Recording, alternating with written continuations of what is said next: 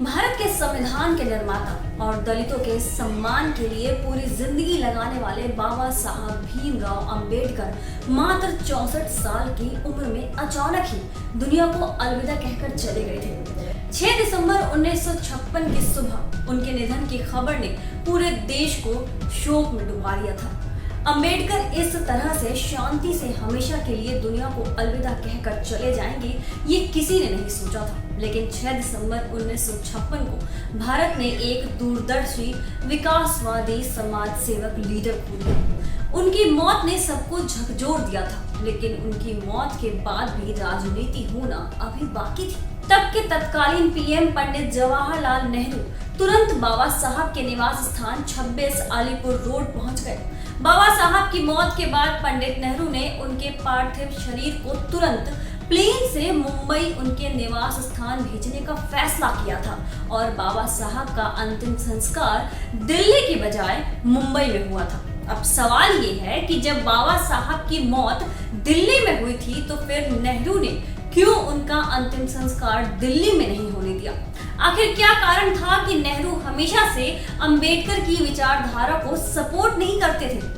आज के वीडियो में हम ये जानने की कोशिश करेंगे कि क्यों बाबा साहब का अंतिम संस्कार दिल्ली के बजाय मुंबई में करवाया गया।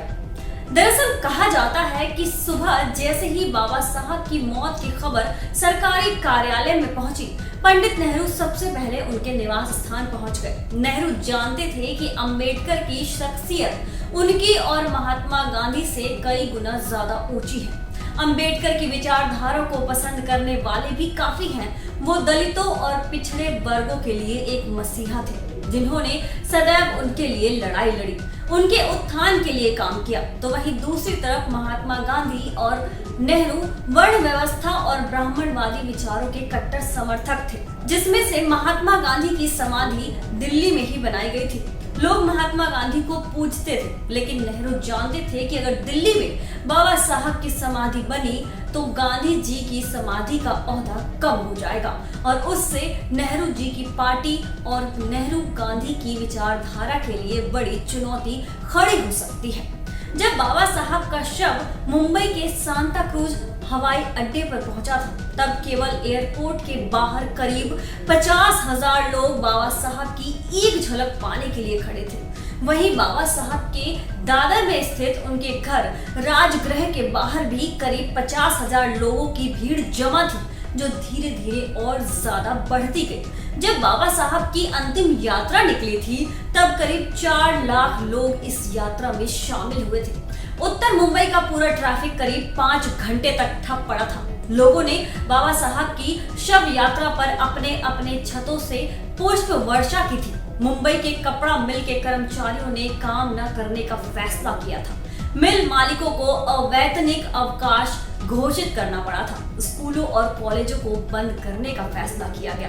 इतना ही नहीं, 9 दिसंबर को बाबा साहब की श्रद्धांजलि देने के लिए प्रार्थना सभा का आयोजन किया गया, जिसमें करीब 2 लाख लोग शामिल हुए। लोगों की ये भीड़ बता रही थी कि बाबा साहब लोगों के लिए क्या मायने रखते थे और अगर बाबा साहब का अंतिम संस्कार दिल्ली में होता तो गांधी जी और नेहरू जी का कद कितना छोटा पड़ जाता। और शायद यही कारण था कि नेहरू जी ने बाबा साहब का अंतिम संस्कार दिल्ली में नहीं होने दिया। बाबा साहब के साथ हुए इस अन्याय को क्या कहेंगे आप? नेहरू जी के फैसले को लेकर आप क्या सोचते हैं? हमें कमेंट सेक्शन में कमेंट करके जरूर बताइए।